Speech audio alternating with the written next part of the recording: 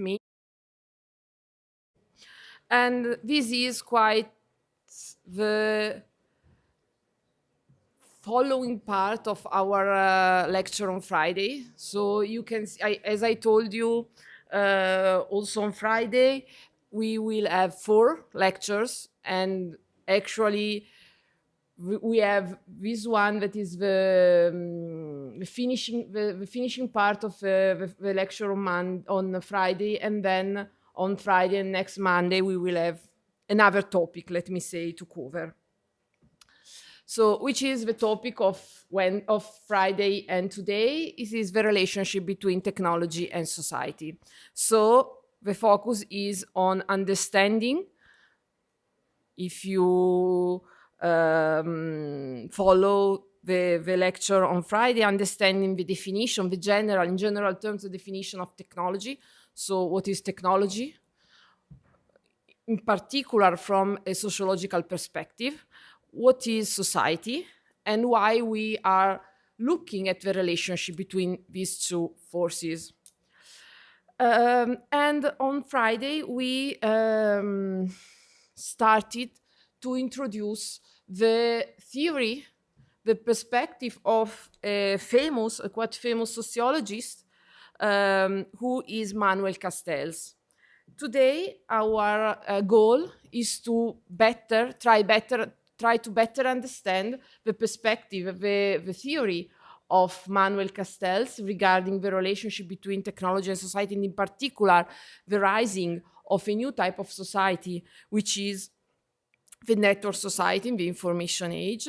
So why we are talking about a network society, which are the main features of these social structures that we are experiencing today. And then we will go more in depth in a concept that we introduced on Fridays, which is the informational capitalism. So we will try to understand why today, in particular in Western countries, we are experiencing what we can call the informational capitalism. And then it is quite interesting because it's the 4th point, but all these theories, as I mentioned on Friday, so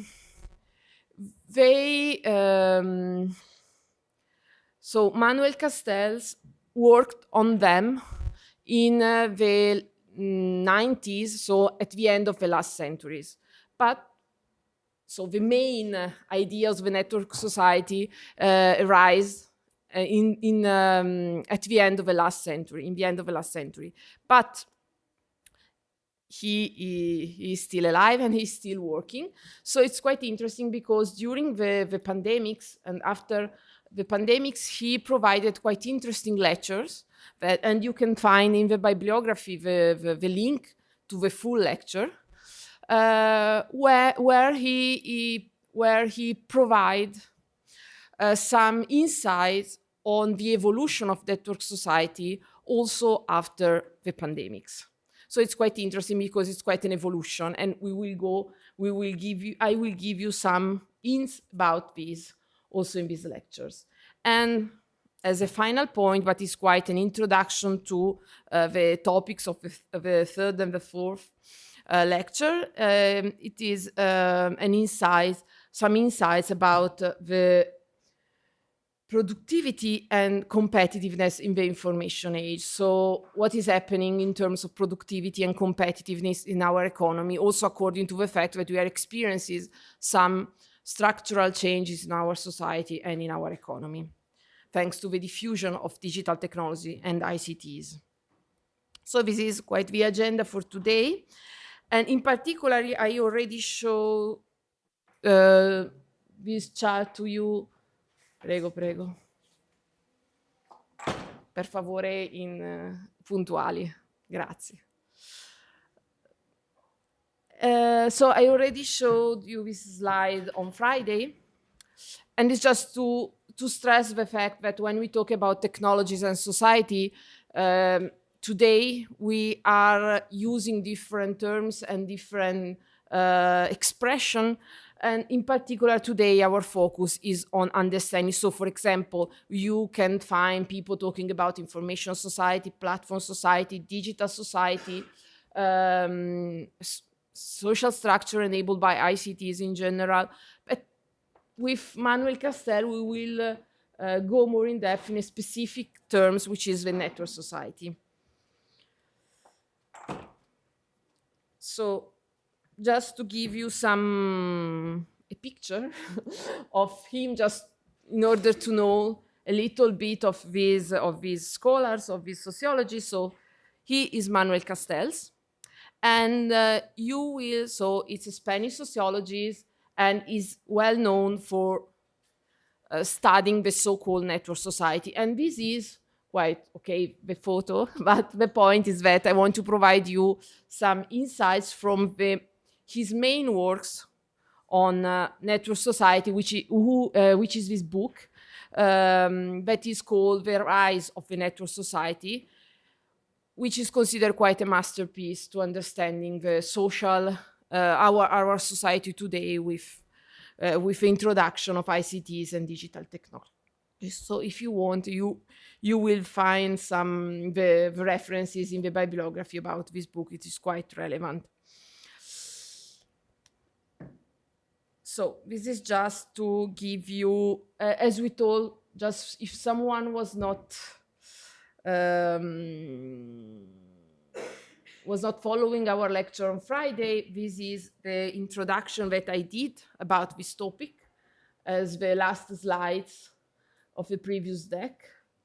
And so the point is that, again, Manuel Castells talk about this concept of a network society, because in the end, he's saying that today we are experiencing, so starting from the 90s and the end of the last century, we are experiencing a new structure, a new social structure, a new model of society, which is typical of the information age, and that is based on the concept of networks. So according to Castells, the keywords for understanding contemporary society, the society of the information age, is the word network.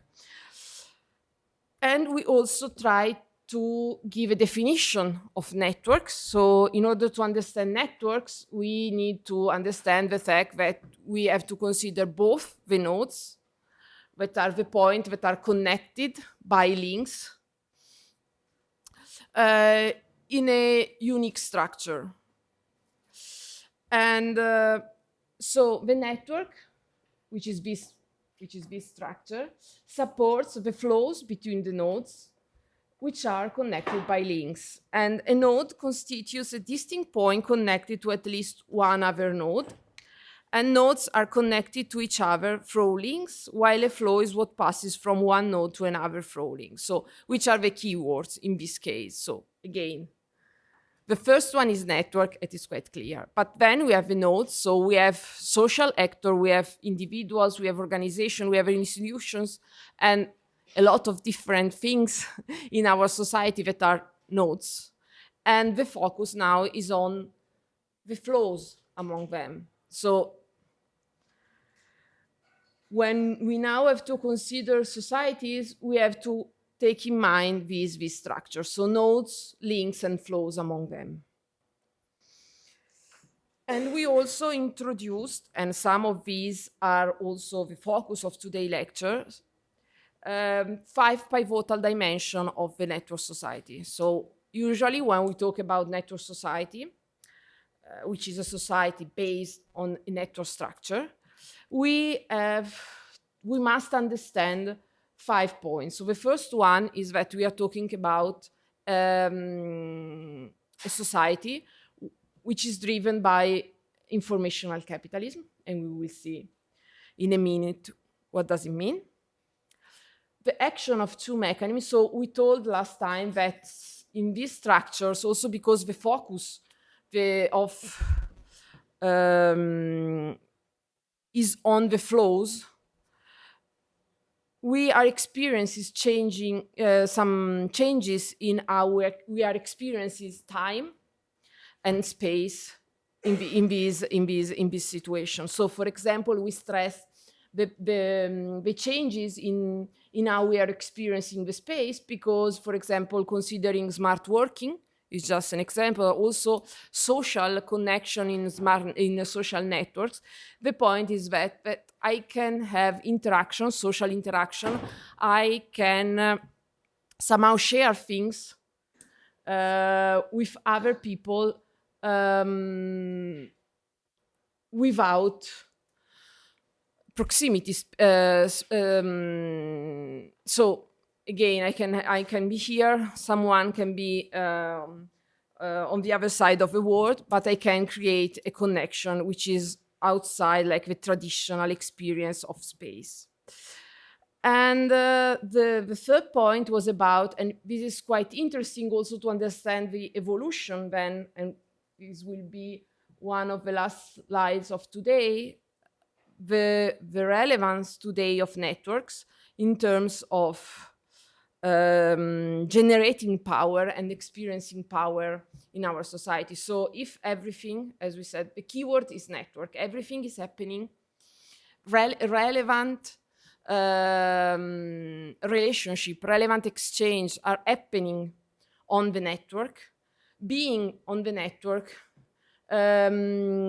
means power, having power somehow. So, and also we saw that not all the nodes are the same, because some nodes can be more powerful than others. So being on the network and being in some specific nodes, or be some specific nodes in the network, means that you can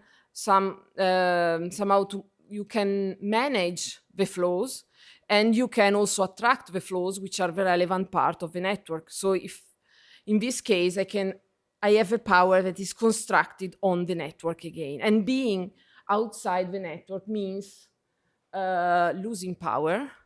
And for this reason, I introduced on Friday the idea that with this dimension, it is quite related the aspect of the aspect of digital inequalities, or somehow being outside the network means losing the chance of acquiring share of value and also economic value and social value from the network.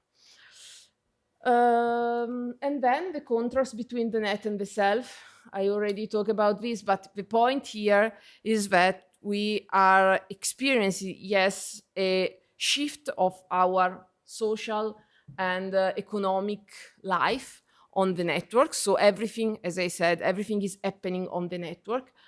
But I have also a physical dimension, and I am a physical person, I'm a physical human being, and somehow I need to have also physical proximity with the other node. So somehow I am experiencing some contrast between this idea of a network where everything is happening, let me say, and the fact that I need somehow also the other part. So a contrast between these two aspects. And the fifth point is about this idea, and it's quite relevant also to understand the evolution of the economic aspect related to our society today, is the idea that now this network is on a global scale. So we are not talking about like local constrained networks. For example, I have an Italian network, or I have a German network, a French network, where things are happening, and with some few exchanges between these networks, but we are talking about a global network. So also, and you will see this with Professor Masiro, the idea of nation states is going to change, because I have something which is social interaction, economic power, which is happening on a network, on a scale which is no more a local one. So if this is the introduction, so we are, everyone today is on the same page. And sorry for people already here, already that already heard about that on Friday.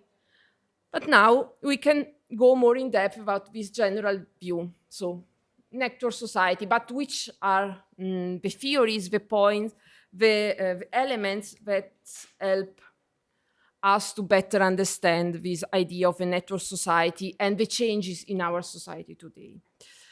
So first of all, in order to understand the theory of Manuel Castells, I think it's quite interesting to look at the Castells perspective about the relationship between technology and society. Because on Friday we mentioned that sometimes scholars or people that are studying these theories, the evolution of the relationship between technology and society, are saying that Castells somehow is providing a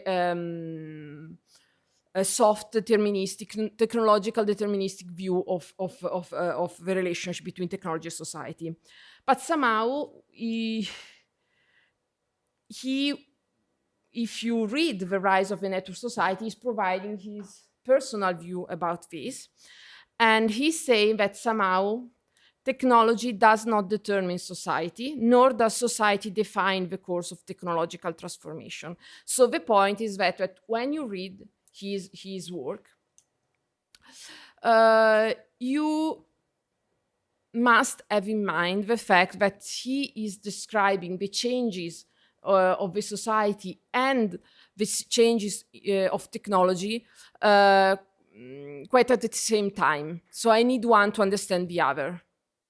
So, for example, if you go through his book, you see that he is quite describing the evolution of technology. And on the other side, and we will see in a moment, he's also describing the changes that we are experiencing in society. And putting them together, we can understand the network society and overall the changes that we are experiencing. So somehow he's saying that technology is society, and it is not possible to understand or represent the society without the technology. And he's also somehow putting a question about the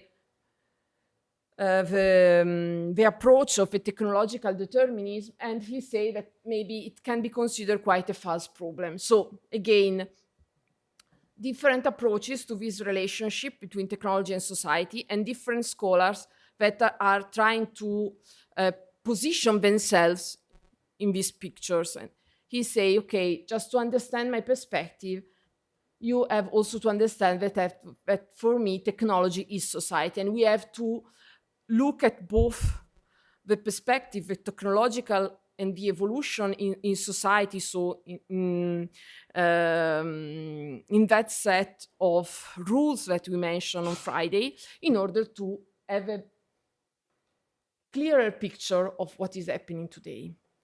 And another point that he is stressing, and is quite interesting also because this is a point that will be stressed also, for example, by Floridi or other scholars in other lectures of social issues in information society.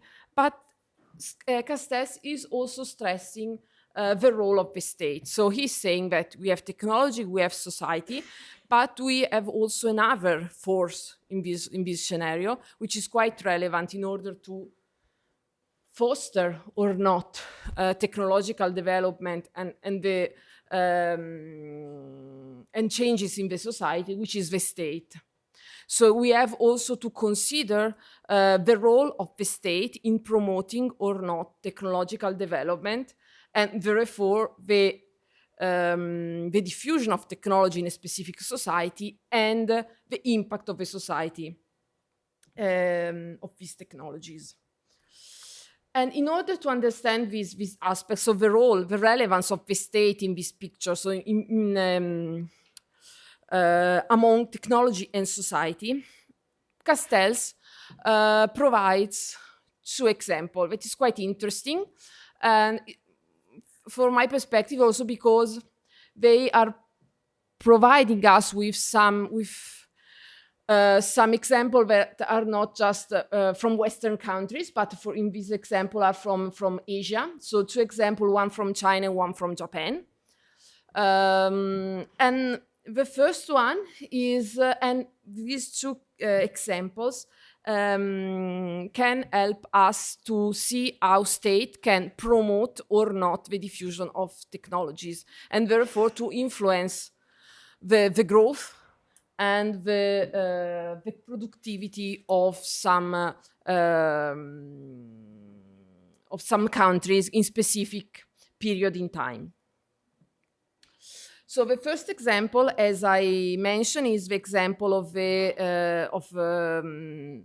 China, and because in the 15th century, when Europe was still at the beginning of the Renaissance era, China was the most technological advanced civilization in the world, and in China, some of the main inventions that then were spread in also in Western countries had already been developed for centuries.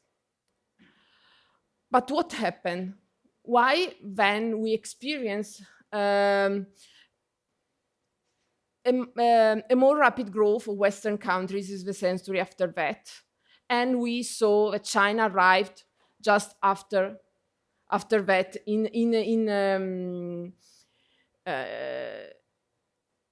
increasing its role in the global arena, in the global scenario, because this is quite taken from the past, but for sure now the picture is already different. But what happened?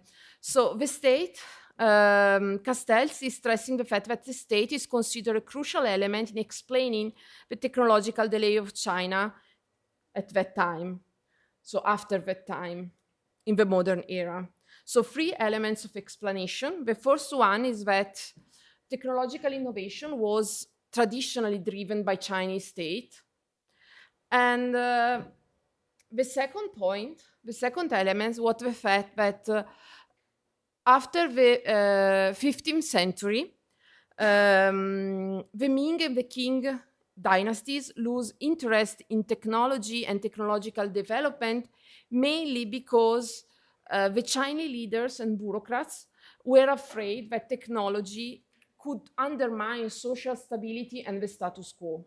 So they decided to introduce a more tech conservative, an approach which is more focused on tech conservatism and focus on humanistic disciplines. So focus on some, humanistic and artistic disciplines. So the decision from the state in order to maintain, according to them, the status quo, hampering the diffusion on new technologies.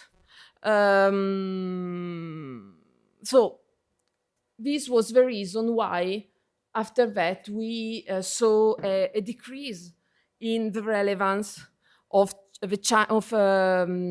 China in the global scenario in terms of technological development and development of productivity and growth. We are talking about the 15th century. After that, it's an example, and now we can see that also with other choices, for example, in terms of investments, again, coming from the state, for example, in artificial intelligence, we are seeing countries that are moving much more faster in terms of economic development and technological development. So again, this is from the past, but also if we are looking at present, now we are looking at today, we can see that again, state decision can influence the development of technological development, of the development of technology. So an example of how technology somehow hamper the diffusion of the state, hamper the diffusion of technology.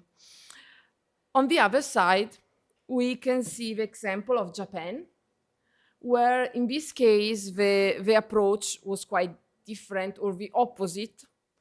That is, in the beginning, so between the 1636 and 1853, but the point is just to have in mind when in time. During the shogunate Tokugawa, Japan was in an isolation phase, so it's the opposite situation than China.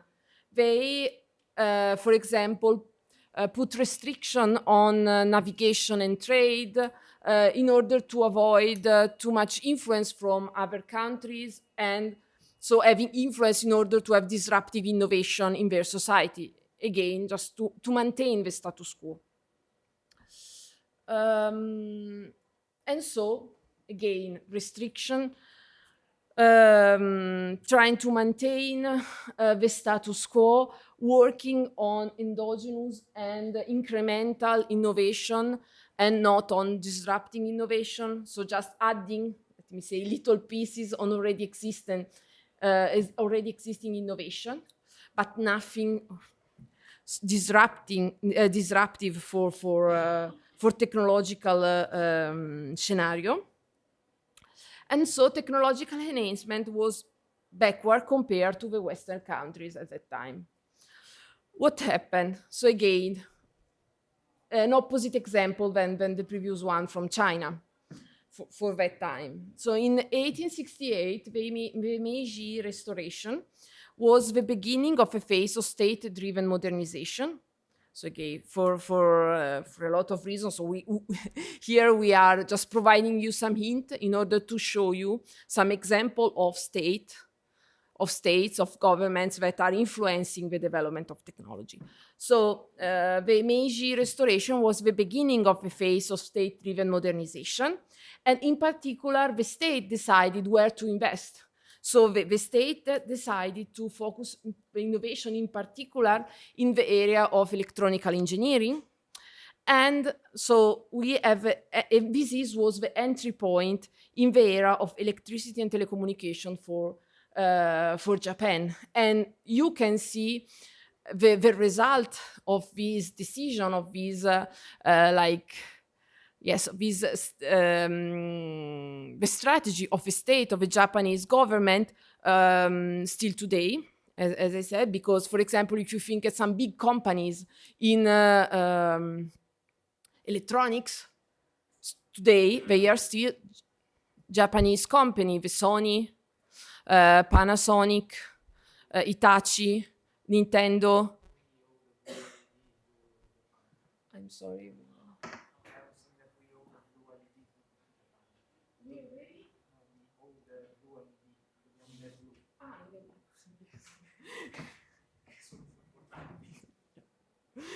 But yes, but a lot of other also discoveries are coming in this area, thanks in particular to a strategy of the government. And again, I mentioned the area of artificial intelligence because I think it's something that is quite interesting for you. Also in this area, we are seeing countries, governments with different approaches in terms of investments in this area. And also we are seeing different results in terms of development of AI in different countries. For example, we are seeing today China and US that are investing a lot of money in this area. And we are seeing also a lot of companies that are US or China based that are developing AI, LLM, and so on. But again, we can see something of this theory also today in indicates that are more near our experience. So again, after the Second World War, then in the second half of the 20th century, the Japanese government makes the country one of the global leaders in the IC sector. So we saw the perspective of Manuel Castells according to this relationship of technology and society and the relevance of the state in this equation, but which are, according to Manuel Castells, which are the technologies which are particularly relevant for the network society and the evolution of our society today. And I think that maybe you can say, okay, it's quite obvious. We are talking about ICTs, but I think it's quite interesting to go more in depth on this point, because also we are seeing some influences of this analysis today, also talking about, for example, artificial intelligence. So it's quite interesting to look at the evolution of ICTs, also in terms of convergence with other technologies, for example, what we will see in a moment. We have, in the beginning, we have IT and telecommunication, and we experienced in the years a convergence with that. So we started to talk about the ICTs, because it's difficult to look at telecommunication and IT in a separate ways. And then we have also electronics, which is arriving in this equation again. And for example, today, in order to understand the evolution of IT and telecommunication, it's quite relevant to understand also the evolution of microchips and the evolution of electronics. So everything is converging, maybe from the beginning, different markets, different areas, but now we need to look at them together.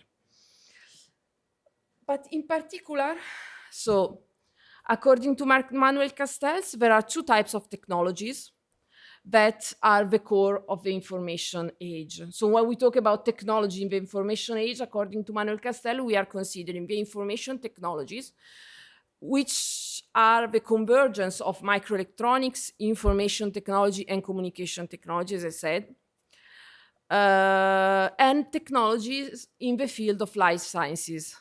So it's quite interesting that already at that time, so in the 90s, he was stressing the fact that when we talk about the information age and we are considering the network society, for sure we must look at the evolution of the ICTs, the information and communication technologies, but we need also to consider the evolution and the role of technology in life sciences, and in particular, the evolution and the role of life technologies and genetic engineers. So it's quite interesting that already Manuel Castells was looking at these aspects together. And it's something that is, that now also with evolution of ICTs, with artificial intelligence, so on, we are experiencing again discussion about the role of, for example, the brain, or the difference of brain development and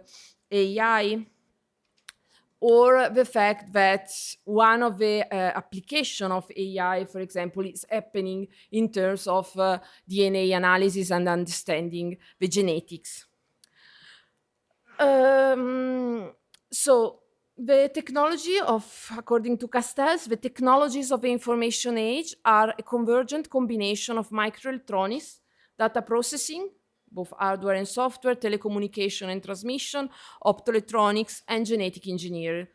So it's just quite a broad set of technologies. And so, and he's stressing another point that we already stressed last time, which is the fact that knowledge and information have been central in all the civilization and in all the ages. But it is but now with the new technological paradigm that is made by those technologies, that we can manage this knowledge and information in a way that was not possible before. So now we can go a little bit into the first part of the technological paradigm of Manuel Castells, which is the role of ICTs and electronics and information technology. So when did it start, this information, the technology behind the information age? So the main achievement in this area are dated back to the Second World War, as you know, for sure with, for example, in the case also of AI with Turing, but in particular in terms of technology, hardware and software, the basics for the evolution of the development of the ICTs, we can date it back to the commercialization of the first programmable calculator in the 1951, and with the invention of a transistor in the 1947. And they can be considered the beginning of the revolution, technological revolution of the information age in the 20th century. After that, we have the development of three relevant fields, which are the microelectronics, the IT, the information technology, so mainframe, server, and so on, and the telecommunication technologies, so everything related to improving telecommunication, from the fixed, the mobile, and all the evolution that also we are experiencing today. But at the end of the 90s, we had another relevant turning point. So technology somehow started to develop after the Second World War, but it is at the end of the 90s that we have a quite relevant turning point in this perspective. And it is somehow the spreading, the diffusion of internet that somehow is also supporting the diffusion of new model of experiencing ICTs, moving from a centralized view of having a mainframe or having quite a centralized approach to ICTs, to this idea of having a pervasive computing in our society, both in companies. So, for example, if you think at the beginning, we had a company with fixed desktop PC, mainframe servers, everything is in the company, like a solid state of ICT within the border of the company. And then with internet, mobile computing, we are experiencing the spreading of this technology in our society. And the diffusion of relevant technologies or technological paradigms such as the cloud computing, mobile computing, as I mentioned, the Internet of Things. So this idea that I can find somehow ICTs everywhere, and I can access them in different ways than before. So for example, with cloud computing. So this is the evolution, let me say, of in a short way, the short story of the evolution of the ICTs, the information technologies, according to Manuel Castells. Then we can look at the other part, so the life technologies, because as we said, Castells is considering both information technologies and life technologies of part of the technological paradigm behind the network society. According to Castells, life technology can have more far-reaching potential consequences than was already induced by the digital revolution in the structure and dynamics of society. They affect the program of life and therefore the fundamentals of human existence. So according to Manuel Castells, these technologies, such as, for example, genetics or genetic engineer, they can have a quite strong impact on our lives. So for this reason, they are less diffused, because they also can find some obstacles or some institution, some organization that don't want, they want to just limit the diffusion of these technologies. And the relevant point in this slide is the fact that, again, I want to stress this, according to Castells, why genetic engineering is often considered as an independent process from information technology revolution, according to him, they are quite part of the same process. Just have in mind this.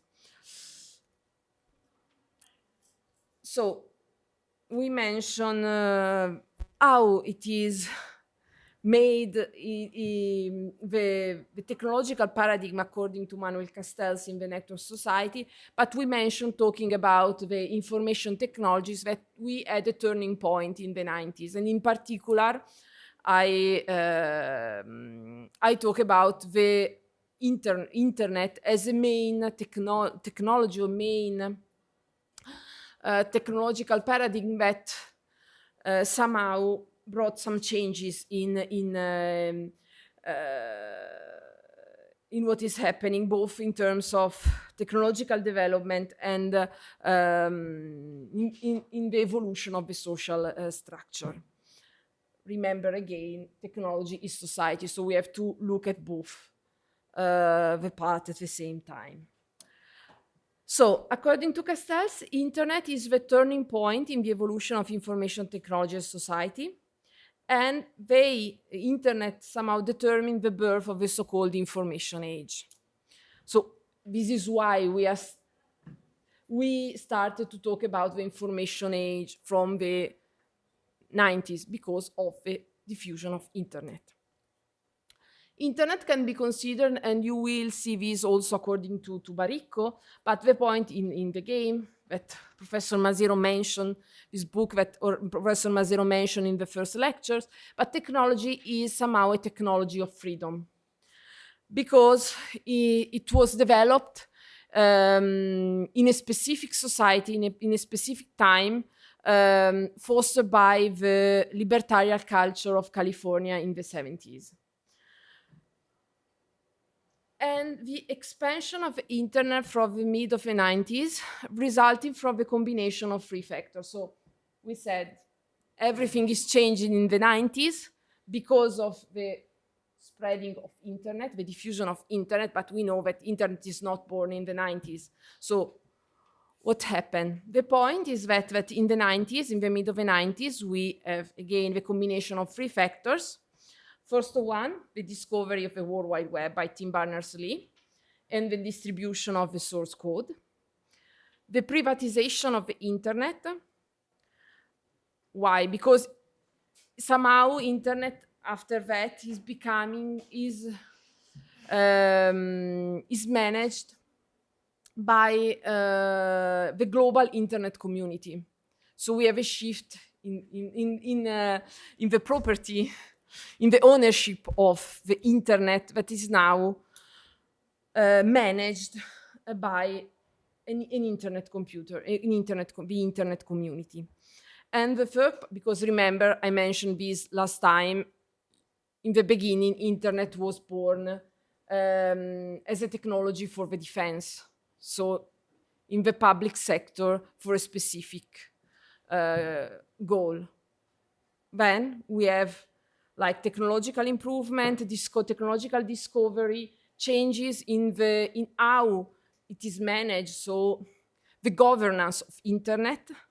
And we are experiencing also related to this some changes in social structure and in culture and in social behavior that somehow are related with the internet, which is first of all, again, the spreading of networking as prevailing organization structure. We mentioned the topics of globalization, for example, when we talk about the network society. But again, this idea that in the 90s, we are experiencing the fact we don't have just one solo company, but we are starting to see multinational companies that are structured as a network themselves. And also the organizational structure, so how companies are managed and are organized, somehow is showing this structure made by networks. The second point, the second social change in social behavior is related to the diffusion of individualism as the main focus of social behavior. So we are starting to see the fact that the people are more focused on themselves, on an individualistic perspective, than on a social or community idea of a social relationship. So we are seeing also sociologists starting to talk about, for example, a me-centered society. And the third point, in terms of changes in social behavior, is also the diffusion of a so-called culture of autonomy. So this idea that also people are much more active in their presence in the network. For example, being an active audience or becoming a prosumer. Does anyone know what the prosumer is? Or when we talk about prosumers?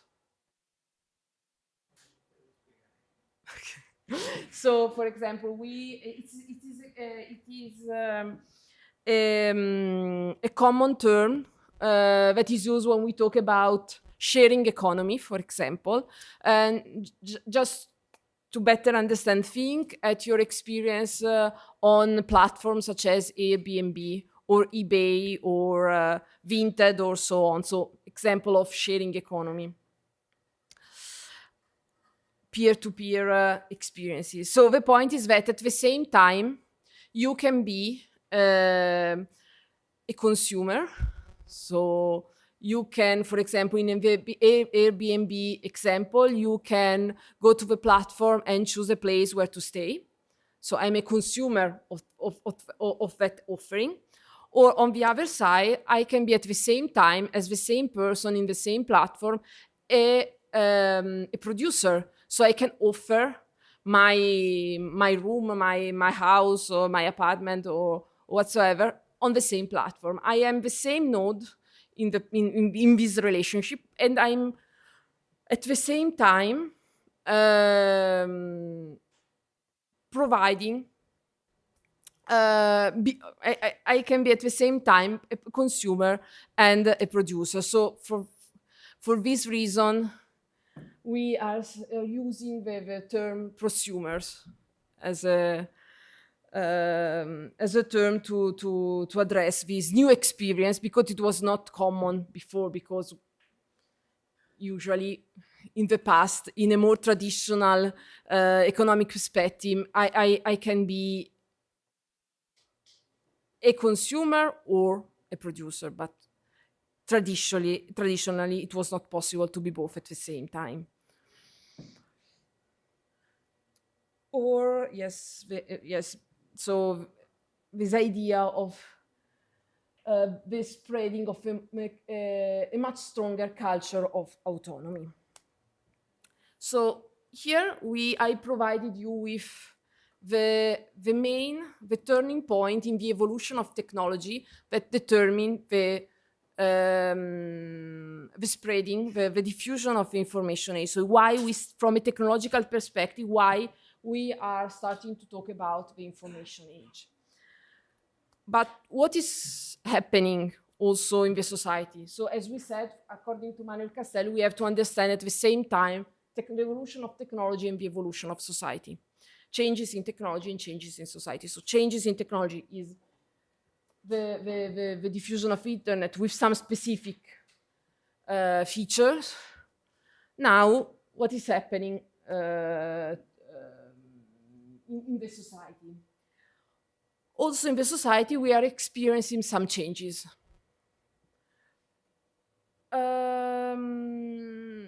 So which are the main factors that are somehow supporting, or that we can see at the same time with the diffusion, the acceleration, and the development of the information technology?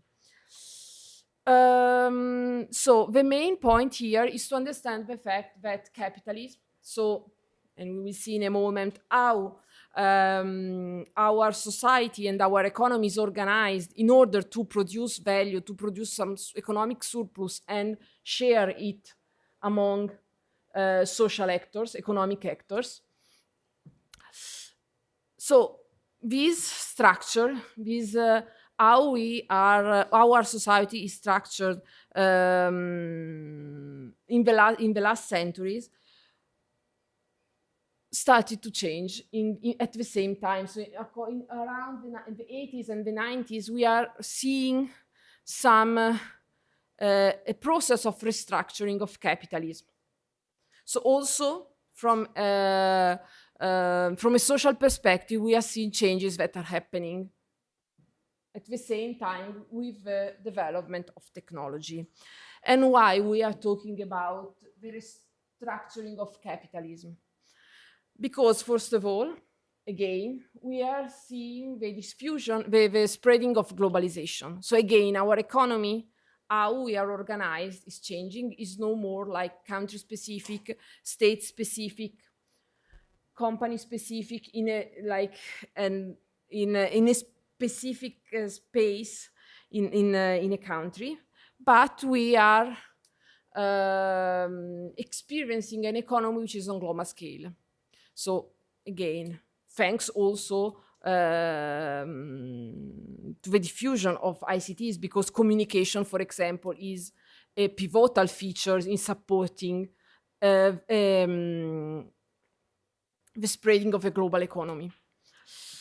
So again, economy, society on a global scale, greater flexibility in managing, decentralizing and interconnected companies, both internally and externally. So not just in general, the structure of our economy is changing, but also in terms of business and management, we are experiencing some strong changes in how companies are managed and the governance of these companies. So also business and management theories and approaches are changes in this period. And we will see a little bit of this also in the next lectures. We have a strengthening of capital over work. So again, when we talk about economy and the structure of our economy, usually we look at two aspects, the capital and work, so people and investment, just to simplify this point. Now we are seeing that the economy is shifting its focus on capital, the relevance of the financial sector, the finance in this period is quite relevant, and less attention on workers and the work part of this equation. And this is also due, or somehow is correlated with the fact that we have a decline, and this is something that is quite relevant also today when we look at how society is able to face some social changes related to ICTs, but we registers also a decline in the influence of the trade union movements. So in this picture, we have an economy which is going global, new business and management theories, so which are the goal, the organizational structure of companies, much more flexible, decentralized, interconnected, and so on. The greater relevance of capital, so the focus is of capital, the focus on the financial sector, finance, Wall Street, and so on, and a decreasing role of workers, the work in the equation capital work, the role of work in the equation capital and work, and the decline in the influence in the role of trade union movements. So the social organization, let me say, that which had the role of supporting and fostering the development of the worker force and protect worker force is declining its role in the society. So again, we started last week to talk about the fact that we are shifting from an economy which is based on blue collars to white collars. We are seeing some hint here. So this idea of the blue collar, of the of men and women working in a plant, in the manufacturing, with a strong union movement is something that is left behind in the last century. Now our economy is changing, and also the structure, the governance of the society is changing. We have also an increase in the female, another just to finish the list of the changes, but we have also an increase on female workforce, however often with discriminatory conditions, and also the state intervention in terms of improving market liberalization and a contraction of the welfare state. So just have in mind this is the time of Margaret Thatcher and Reagan. So if we are talking about 80s and the 90s. So this is more or less, maybe a little bit after, but the point is that we are describing these pictures of this part of the story. So something is changes also from that perspective. So a shift from an old vision of the economy and the society to a new vision with these features. And on the other side, the spreading of internet and new technologies with specific features that can support some of these changes. Prego. Basically, we have a society that can be modeled as a network where some nodes have vastly more power than others. People are more individualistic than ever, and where basically we don't really care about others, along with the discrimination and all the other nice things. Yes. I don't understand. No, stavo solo pensando a un mezzo info, ragazzi. Yeah, this is why he is saying that it's not quite a beautiful picture of our society.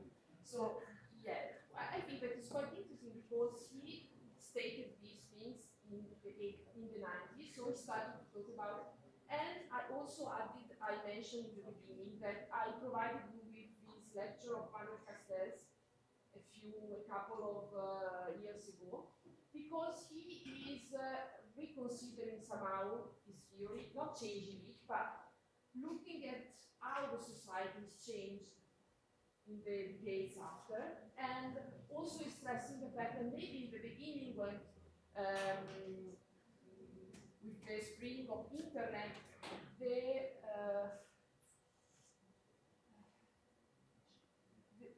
in general, public opinion, companies, government, they were positive in this perspective. Just let me say, okay, internet can support us, can change us, can provide us better economy. People can, for example, this is a point that you will discuss with Professor Maziero, also in terms of changes in democracy, switched from representative democracy to other type of direct democracy. But in the beginning, it was like a lot of positive things can happen thanks to technology. Maybe today we can see that a lot of positive things happen because, for sure,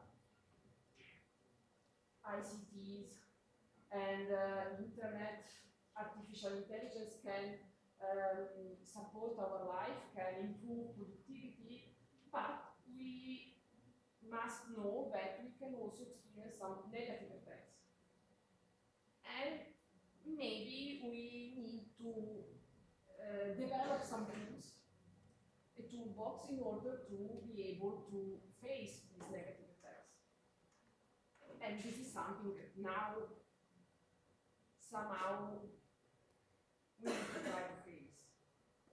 And we will see maybe also in the next lecture talking about productivity, the impact of ICTs on productivity and competitiveness, so which is strictly related on the ability of companies to generate value and so to be competitive also in a global scene.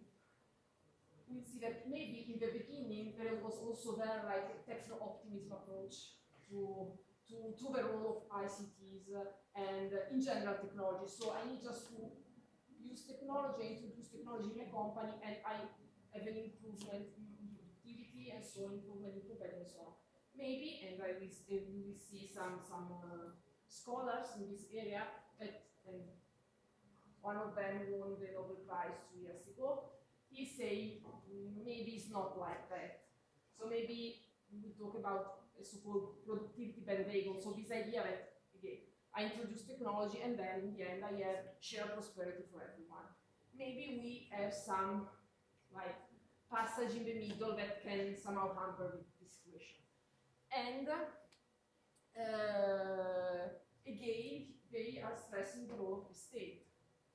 So we need a state that understands this, a state and the social structure, social organization that understand these changes and can support them in order to arrive to shared prosperity. Because it's not like, again, that is not true that from technological development I can have shared prosperity, but it's not like an immediate link.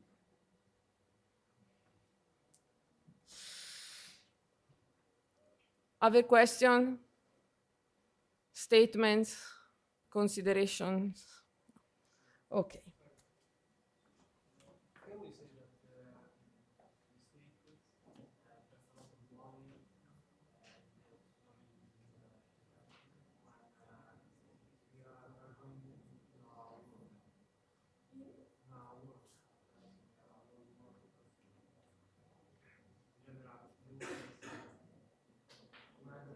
when we are going into our work? When we are inside a world, yes. Well, for sure, and this is something that unfortunately we are seeing today. Also, war is becoming much more digital than before. So digital technologies can have a relevant role in defining how war is developed. For example, also with artificial intelligence in terms of intelligence, military intelligence, or drones, unmanned army. So for sure, unfortunately, today also consider decisions in terms of investing can be related to this. But again, also Europe is discussing about investing in defense, and somehow is related to also investment in ICTs.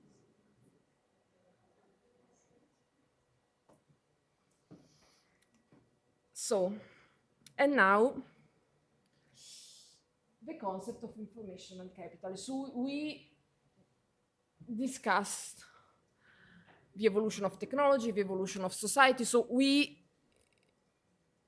draw a picture of what is happening in the beginning of the information age. But one of the main concept that we need to understand in order to look at the diffusion of network society is this concept of informational capitalism. And in order to understand what informational capitalism is, we need to understand a little bit some basics behind. So we need to understand what is a mode of production and a mode of development. So again, we need to understand how I can, the society structure in order to generate economic value, to generate surplus and share it to social actors. And according to how this happens, I can have different mode of production and different mode of development. So the mode of production, we start with a mode of production. So usually the output of the productive process is socially applied in two forms: consumption and surplus. Okay, so usually when something is produced, it can be consumed directly, or it can generate surplus. And the social structure interact with the productive process, establishing rules for appropriation, distribution, and uses of the surplus. These rules, so how the surplus that is generated by the productive process is appropriated, distributed, and appropriating among the social actors, is the mode of production.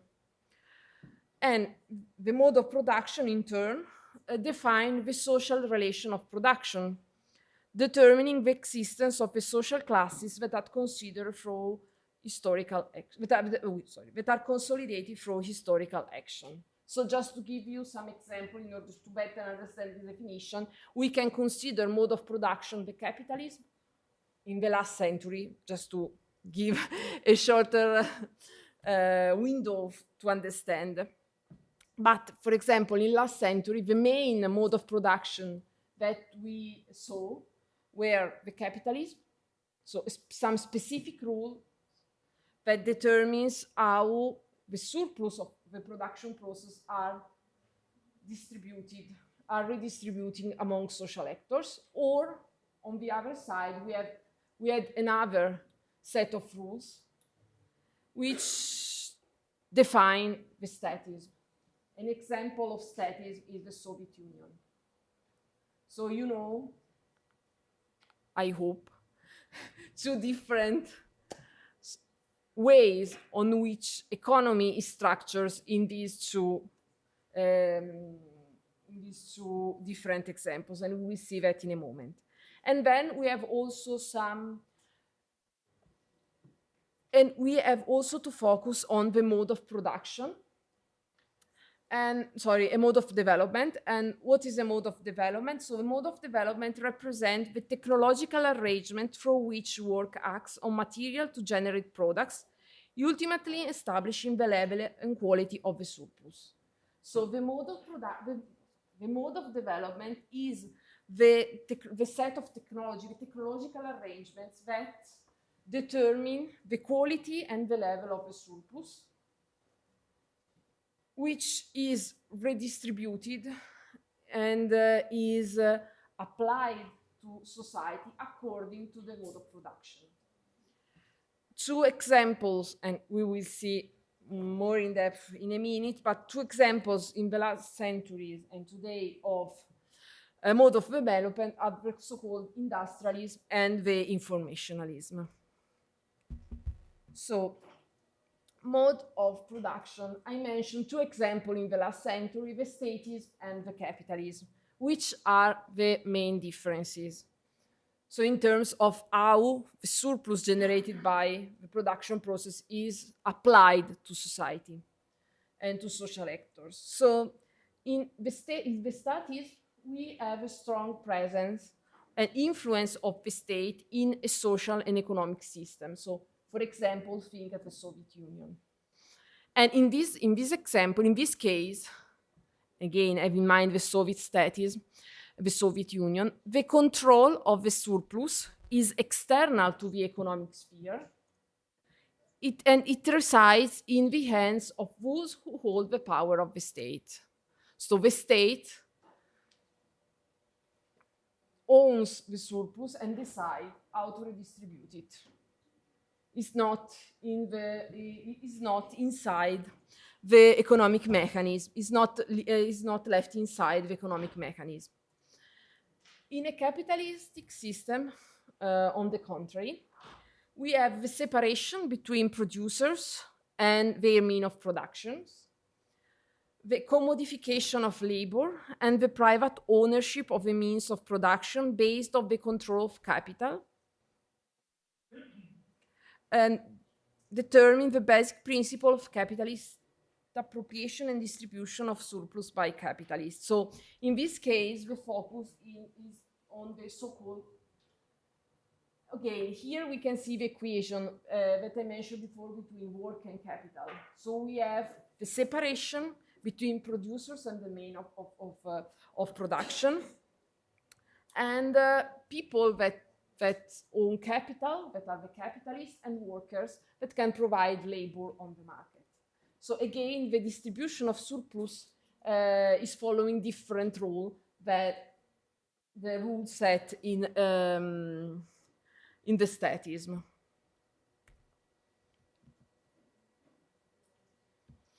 Okay. And so we saw two examples of mode of production. Now we can see the two examples of the mode of development. So the first example is, the first one is the industrialism. So this mode of development is quite commonly associated with the Industrial Revolution, and is a paradigm characterized by the systemic organization of technologies based on the capacity to generate and distribute energy by human-made machines without depending on the natural environment, albeit they use natural resources as an input for the generation of energy. So, where is the focus here? The focus is on energy and machine.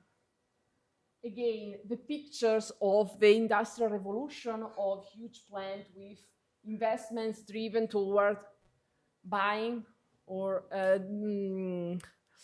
building machines, and the fact that I can have energy sources that are not human-made, that can support the functioning these plants. And the focus is on these aspects. And then we have the other mode of development that we are experiencing today, which is the informationalism. And where is the focus here? The point here is that in this case, the source of productivity, so how the set of technology that determine how I generate the surplus, lies in the technology of knowledge generation, information processing, and symbolic communication. So I already started to mention this last week, but here the shift, the point, the attention is on information and technology that can leverage this information in terms of storage, processing, and analyzing them. And the peculiarity of the informational mode of development consists in the fact that its main source of productivity is the action of knowledge on the knowledge itself. I already mentioned this, is the fact that input and output and tools to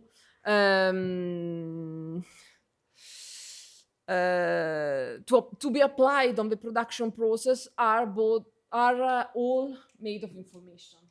I mentioned the fact that when we are processing data, for example, or my input is an information, I'm using software, which is another form of information on this information, and the output is another type of information. I'm working I'm working with information all the time, let me say, from the input to the output. It's no more an idea which is more common in the industrialism of having the raw material coming and be processed by people, by machines, and then having a physical output on the other side. Yes?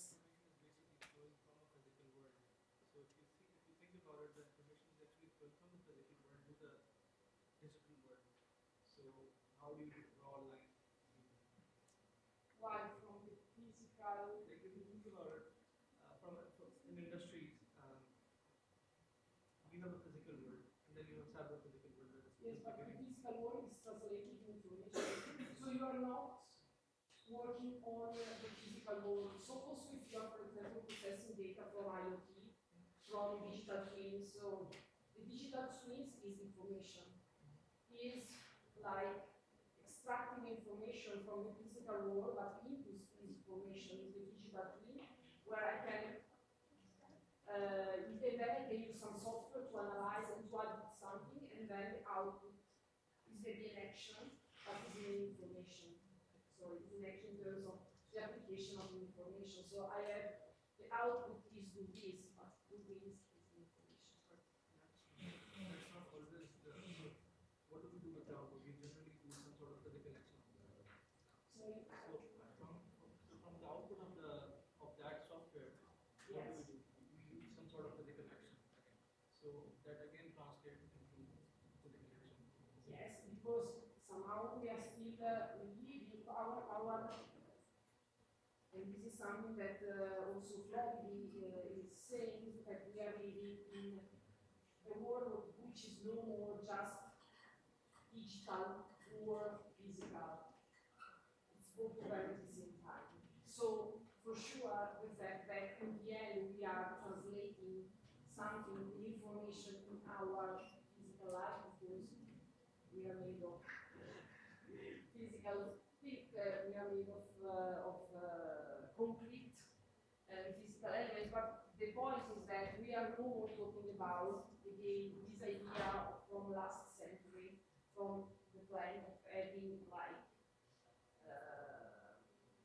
some raw stuff, some metals coming to the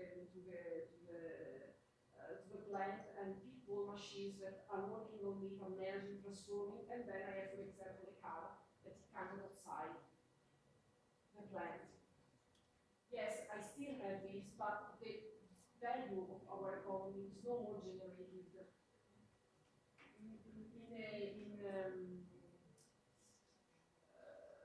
the greatest value of our economy is not coming from this.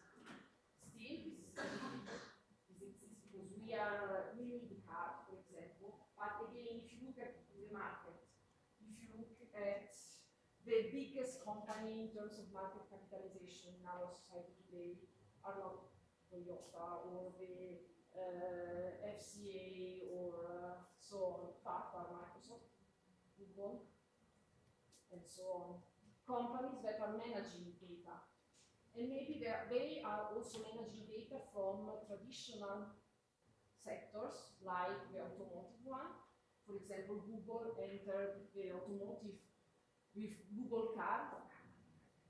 Google entered the automotive sector, but how managing the information with infotainment that are somehow controlling how people can interact with their car. So the value is in managing, accessing and managing information. So the tradition,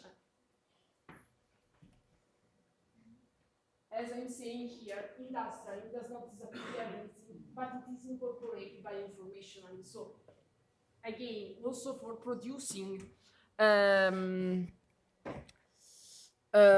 computers, I need the plant, I need physical stuff. But the value for the economic value and the power in our society is not coming from companies. It's not into companies that are just building the PCs or the server. The point is that the value, the power is in those companies that somehow manage the information, the information that are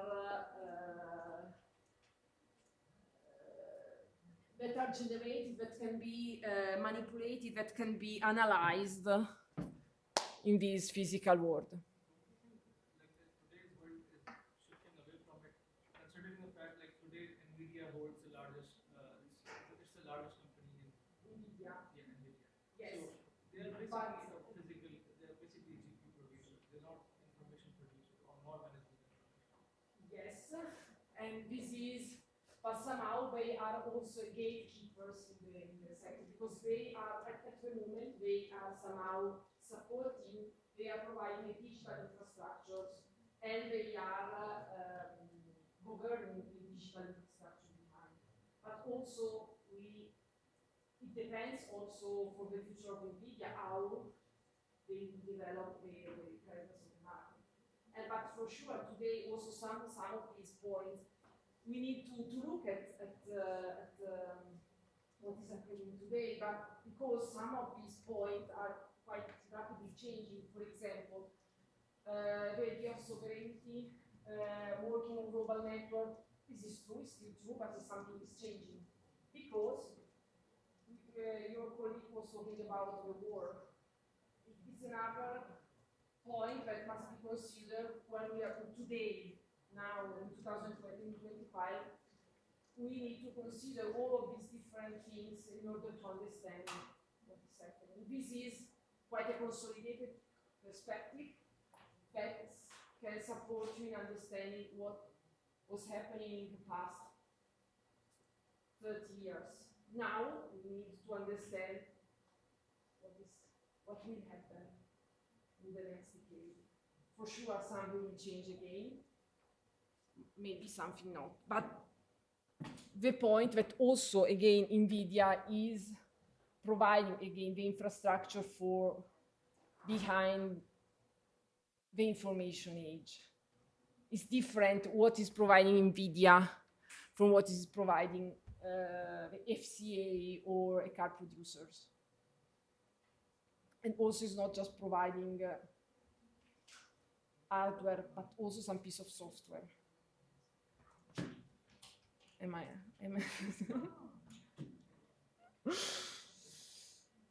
So, just to go through this, but again, is informationally, is the technological paradigm that constitutes the material basis of society in the 21st century. So this is the informationalism, this central role in the production process of information is quite relevant. And in the last 25 years, we saw a switch of focus from an industrial, from the industrialist to the informationalist, but as I mentioned before, industrial does not disappear. Informationalist presupposes industrialism and energy in these associated technologies as still a fundamental component of all processes. So here, just to give you a synthesis of what I was saying. So if we can put, if you want to put both mode of production and mode of development in a chart and look at history of the last century, we see that we have two types of combination of mode of production and industrialism, which is the industrial statism and the industrial capitalism. So again, in the last century, we had the two,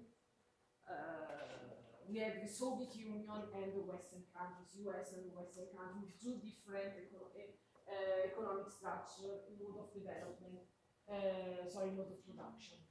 Then, and this is something that happened, and again, Manuel Castells was studying this phenomenon in the 90s with the end of the Soviet Union. So at that time, we saw that we had a shift from an industrial capitalism, so a mode of production which was a capitalistic one, which remained quite the same with some restructuring that we saw some slides before, but go from an industrial mode of development to an informational mode of development. So here we can say our countries today, the Western countries. At that time, it was not really clear where the statism was going after the end of the Soviet Union. So he is focusing on the fact that we had an informational capitalism that was spreading around the world. We know that somehow we still have some relevant economy and countries in the world that are not capitalistic. So somehow we still have some opponents to an informational capitalism approach. Oh. So this is just to sum up all the different concept that I provided you today. So the network society we saw is a new social structure, and I hope this is clear, which is characteristic of the information age. So when we talk about network society, we are talking about a new social structure in the information society. The network society is driven by a new mode of production. So according to Castells, the network society is related to a capitalistic mode of production, and a new mode of development, which is the informationalism. So the relevance of the information in the production process. This new society is based on networks, that is a set of interconnected nodes. Again, I can switch these. Just have in mind that networks in general are not something new in our society. Sorry, as a social structure. Already when we provided you with definition of society, we mentioned the fact of this idea of a network. The point, and this is something that we stress also when we talk about platforms in the economy, so the relevance of networks as economic structures, the fact that with ICTs, the structure of the network becomes much more flexible, scalable, and powerful. So I can give you an example just to understand. Also, in economy, we have networks, a company. I mentioned the fact that today in our economy, we have platform companies that are quite relevant because they are leveraging a network structure. And an example is Amazon. But companies that are leveraging network structures were available also in an analogical world. For example, the mall. The mall is Amazon in a just physical world, which is the difference. The fact that Amazon is able, thanks to the ICTs, to be much more flexible, scalable, and powerful than a mall, because we don't have physical constraints.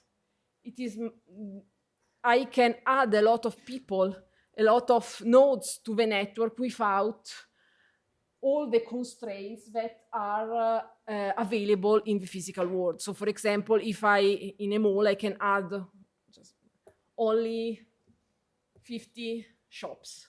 With 51, I need to build another building. In Amazon, I have 50 shops online. In order to add another shops, I can do just an onboarding. Okay, I can have some fee. In the end, it's not like without borders, but you can understand that ICTs brought the greatest flexibility, the greatest scalability in this scenario. And from this, I can have all the discussion that you can see. Also, having in mind the medical flow and all the other laws that are saying that the greatest the network, the greatest the value. And this is just our slide, and then I will stop because I'm seeing someone just that is not more following me. But this is quite interesting. This is the slide from the Network Society in the Age of Pandemics. So this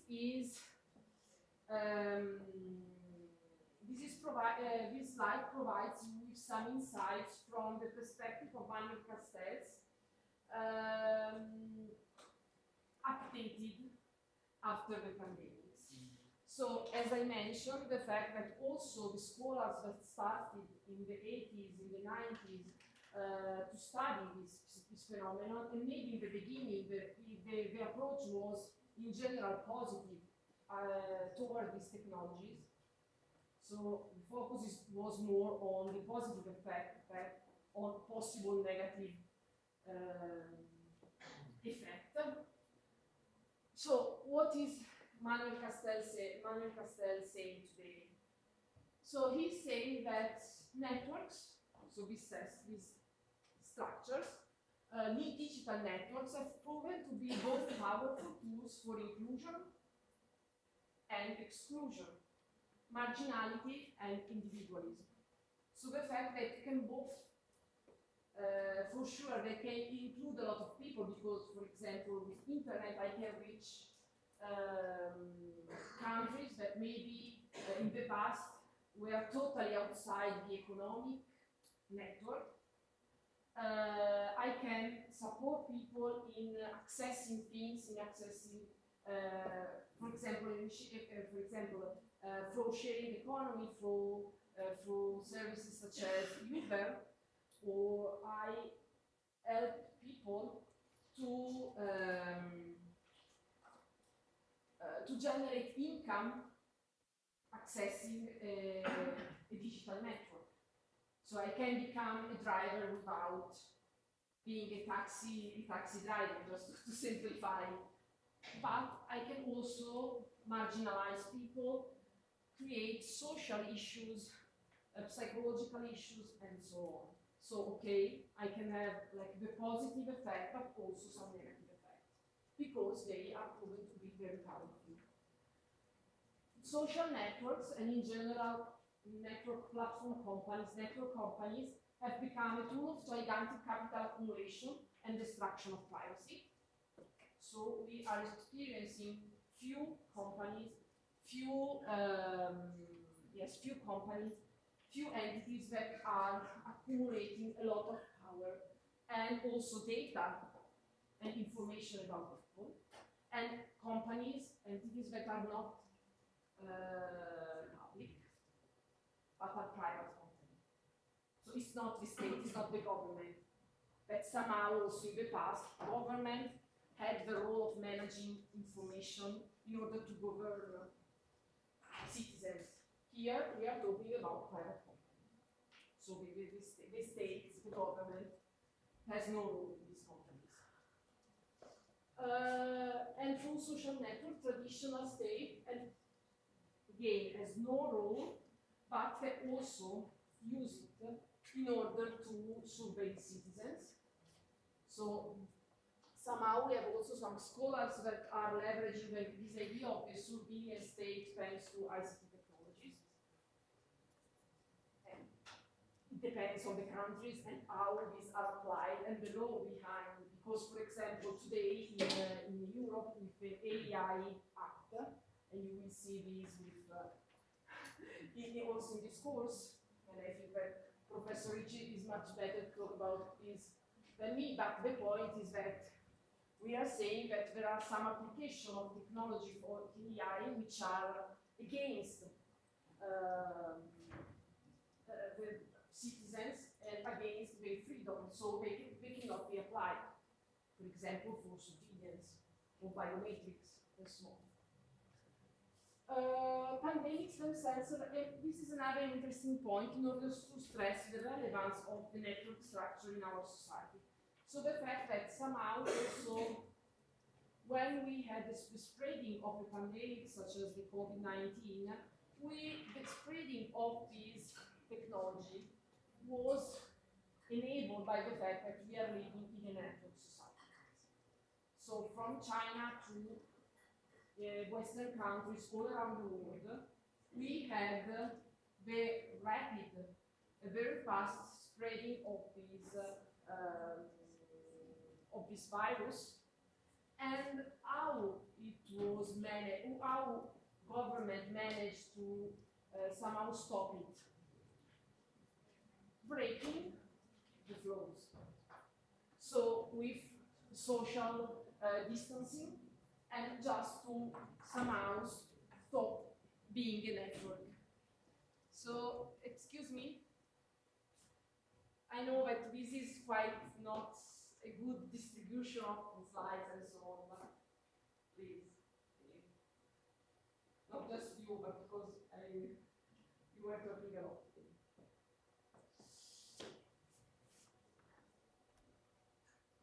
So I think that this is enough. because without the break, it was quite much maybe, also for me.